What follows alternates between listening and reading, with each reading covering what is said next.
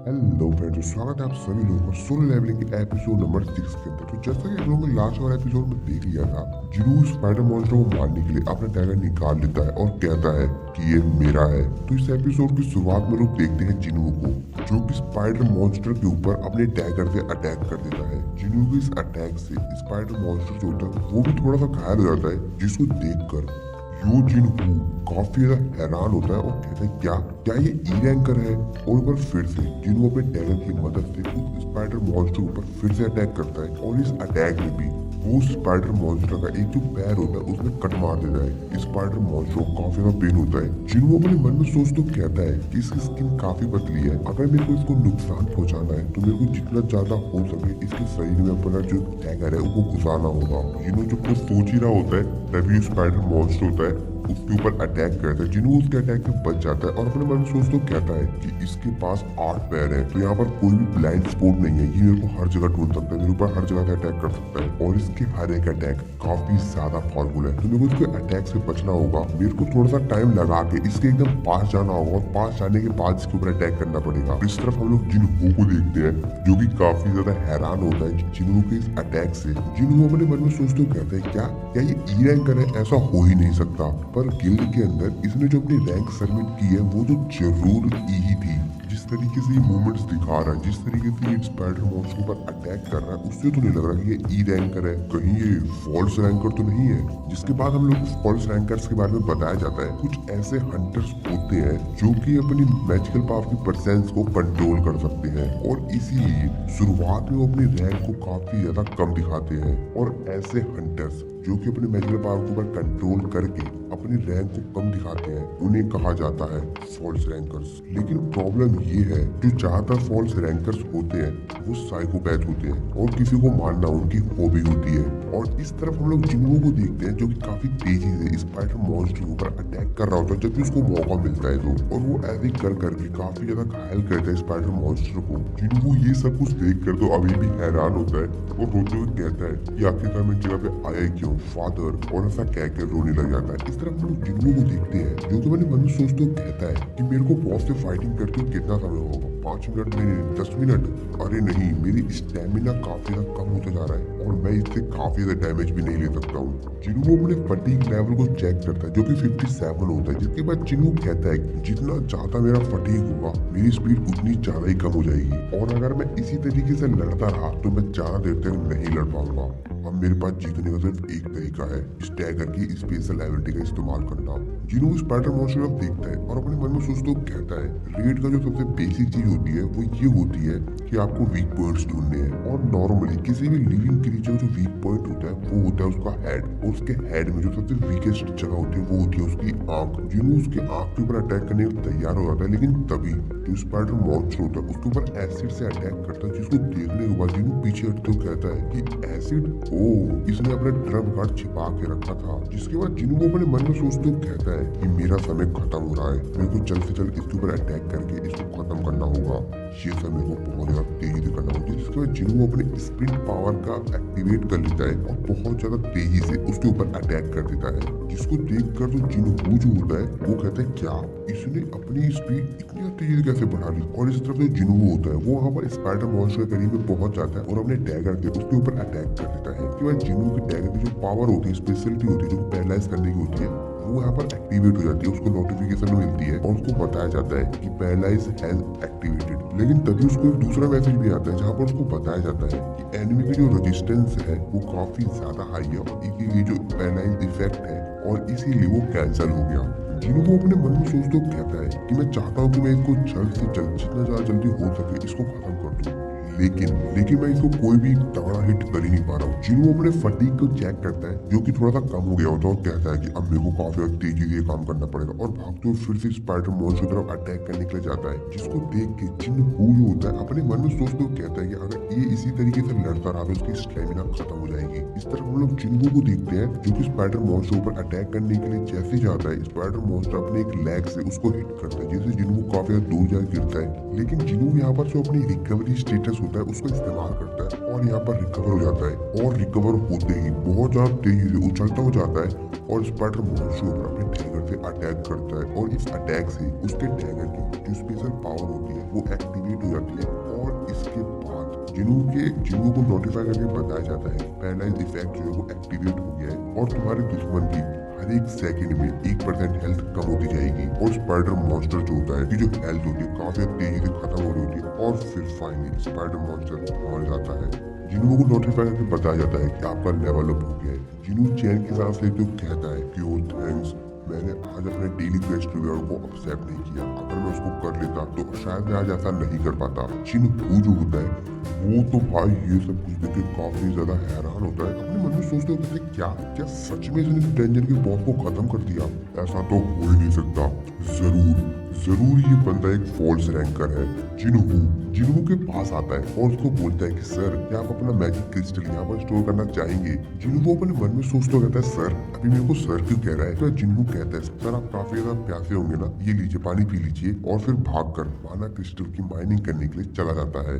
जिन्हों अपने मन में सोचते कहता है कि इस प्रकार की हरकत क्यों कर रहा है, मैंने इसकी जान बचाई है, शायद इसलिए ऐसा ही कर रहा हूँ। और फिर थोड़े समय बाद डोंगसू और उसके बाकी जो साथी होते हैं हंटर्स, वो लोग फिर से बॉस के रूम में आ जाते हैं। डोंगसू कहता है कि क्या ये लोग अभी भी जिंदा है, और फिर बॉस की तरफ देखते हुए क्या बॉस मर गया? डोंगसू अपने मन में सोचते कहता है कि एक ई रैंकर के लिए कोई भी चांस नहीं है कि उसने किसी प्रकार की हेल्प की होगी और यू जिन-हो ने अपने दम पर इस बॉस को हराया होगा।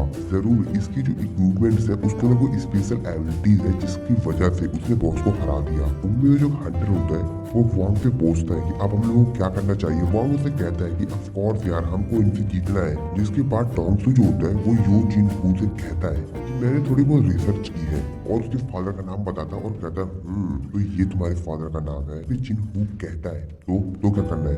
डोंगसू कहता है कि मुझे लगा नहीं था कि तुम एक अमीर घर की बेटी हो, लेकिन हाँ तुम सही थे। डोंगसू कहता है कि मैं तुम्हारे फादर से बात करना चाहता हूँ, हम तुमको एक चांस देंगे अगर तुम संग जिन-हो को मार दो तो।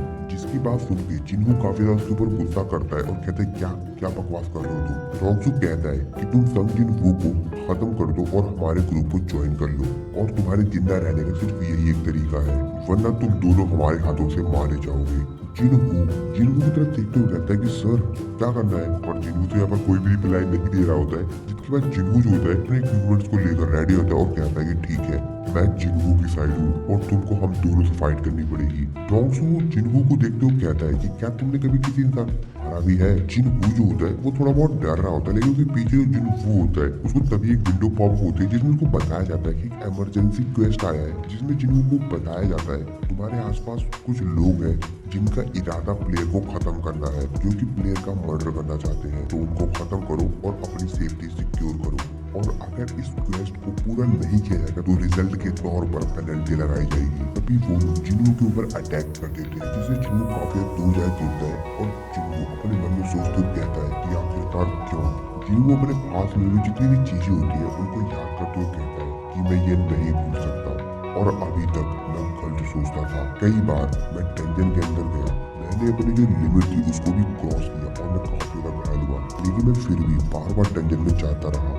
लेकिन अब और तुमको इनको मारना होगा अगर ये तुम्हें मारना चाहते हैं तो, और इस सिस्टम को यही चाहिए। जिसके बाद जिन-हो खड़ा होता है और कहता है इस बॉस को उसने हराया हो। मिस्टर चेयर जो होते हैं वो यहाँ पर उसने असिस्टेंट से पूछते हैं कि वैसे दूसरा सर्वाइवर कौन था, जिसके बाद वो बताता है कि जो दूसरा सर्वाइवर था वो हंटर संग जिन-हो था, जो कि डंजन इंसिडेंट से आया था ना, वही वाला। इसको सुन के मिस्टर चेयर कहते हैं अच्छा वो वाला, वैसे वो सस्पिशियस तो था, लेकिन हम लोगों ने मैजिक स्ट्रेंथ मेजरमेंट डिवाइस से, जो कि सुपर हाई क्लास का आइटम है, जो कि हम लोगों को ई रैंक के मॉन्स्टर से मिला था, वो काफी ज्यादा बेहतरीन है और वो गलत तो नहीं हो सकता है, और डबल अवेकिंग इतनी ज्यादा कॉमन भी नहीं है। तो चलो ठीक है, एक बार और फिर से चेक करते हैं। असिस्टेंट उनको बताता है कि मेरे को भी लगा था कि ये बस एक कोइंसिडेंट होगा, लेकिन एक जो वॉरियर है जिसके साथ सेम ऐसा हुआ है, द हंटर वांग डोंगसू, और ये यहाँ पर डोंगसू के भाई की बात कर रहा होता है। मिस्टर चूल कहते हैं कि अच्छा तो तुम उसकी बात कर रहे हो,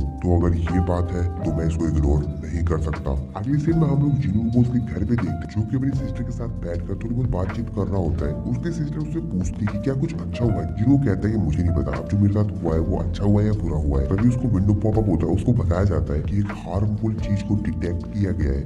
जिनू अपने मन में सोचते हुए कहता है इस सिस्टम में जो मेरे को स्पेशल एबिलिटी दी है उसकी वजह से अल्कोहल भी प्यूरिफाइड हो जाता है। जिनू यहाँ पर थोड़ी बहुत बातचीत वगैरह करता है कि किस तरीके से काफी बेहतरीन एबिलिटी मिली उसको सिस्टम से। जैसे एक एबिलिटी की वजह से लास्ट टाइम उसने जो अपना पैर खो दिया था डंजन में वो दोबारा से रीजनरेट हो गया है। पर जिन्नू जो होता है खड़े होकर वहां से जाने लग जाता है। उसकी सिस्टम तो बोलती है अगर तुम ये सब कुछ नहीं खाने वाले हो तो क्या मैं इसे खा लूं? जिसपे जिन्नू कह देगा अरे हाँ बिल्कुल। उसके बाद जिन्नू जो होता है अपने रूम में चला जाता है, वहां पर वो रसाका वेनम को निकालता है, उस पूरे रसाका वेनम को खा जाता है और कहता है ये तो काम कर गया। तभी उसकी जो सिस्टर होती है वो उसके रूम में आकर उसको बताती है यार तुम किसी यू जिनहू को जानते हो, हमारे फोन पर उसकी कॉल आ रही है। इस दिन में हम लोग जिनहू को देखते हैं जो कि एक कैफे में जाता है जिनहू से मिलने के लिए। जिनहू उसको देख कर कहता है कि सर आइए।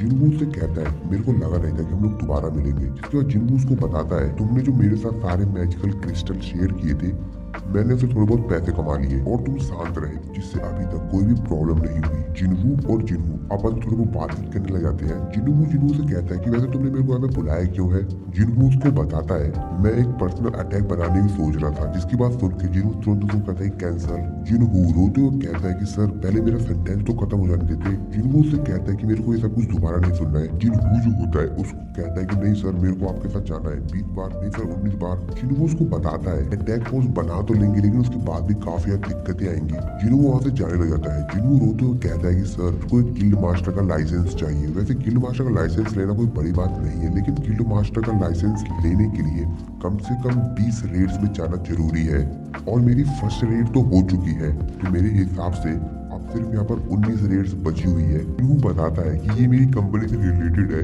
और उसको बताता है कि मेरे जो फादर है वो एक गिल्ड क्रिएट करना चाहते हैं। जिसके बाद जिनहू कहता है कि अगर कोई हंटर है वो नॉर्मली किसी डंजन में जाता है तो वहाँ पर जो भी उसको रिवॉर्ड वगैरह मिलता है वो सभी कुछ जो होता है वो उन हंटर्स का ही होता है और वो उसको बाद में बेचकर पैसे कमा सकते हैं। लेकिन जब कोई हंटर किसी कंपनी के लिए काम करते हैं किसी डंजन के अंदर जाकर उसको क्लियर करते हैं तो जितने भी रिवॉर्ड होते हैं वो कंपनी लेती है। मेरे फादर प्लान कर रहे हैं कि वो एस रैंक के हंटर को हायर करेंगे एज ए एम्प्लॉय और उनको गिल्ड मास्टर सेट कर देंगे और मेरा जो ब्रदर रहेगा वो वाइस मास्टर रहेगा। जिन्हू कहता है कि मेरे हिसाब से हमारे कंट्री में 9 एस रैंक हंटर्स हैं। जिसके बाद ये दोनों आपस में थोड़ी और बातचीत वगैरह करते हैं कि जिन्हू मान ही नहीं रहा होता है। जिन्हू उससे कहता है कि सर ये तो पक्का है कि आप एक फॉल्स रैंकर हैं। मतलब मेरा मतलब ये है कि आप अपनी एबिलिटीज को छुपा रहे हैं और ये मेरे द्वारा हमेशा छुपा के रखी जाएगी किसी को बताऊंगा नहीं मैं। और अगर तुम ये प्लान कर रहे हो कि तुम अपनी एबिलिटी को छुपाओ और रेड करो और अगर हाई रैंक हंटर्स के साथ रेड किया जाए तो उनकी जो अचीवमेंट्स होती है थोड़ी सी कम होती है। ई रैंक के हंटर्स के साथ अगर रेड की जाए तो उसके रिवॉर्ड्स होते हैं थोड़े से हाई होते हैं। जिन्हू उसको यहाँ पर काफी ज्यादा समझाता है और कहता है कि सर ज्वाइन कर लो लेकिन और फिर फाइनली जिन्हू भी मान जाता है और उससे कहता है कि मेरे को ज्वाइन करने के लिए क्या करना पड़ेगा और वो कहता है कि ये रहा था। जिन्हू उस पेपर को देखता है और कहता है ये क्या है और ये चीज देख के जिन्हू थोड़ा सा आश्चर्य में होता है और इसी तरह हमारा ये वाला जो एपिसोड है यहाँ पर खत्म हो जाता है। तो दोस्तों अगले एपिसोड को देखने के लिए चैनल को सब्सक्राइब जरूर से कर देना, वीडियो को लाइक कर देना। मिलता हूँ अपनी नेक्स्ट एपिसोड में।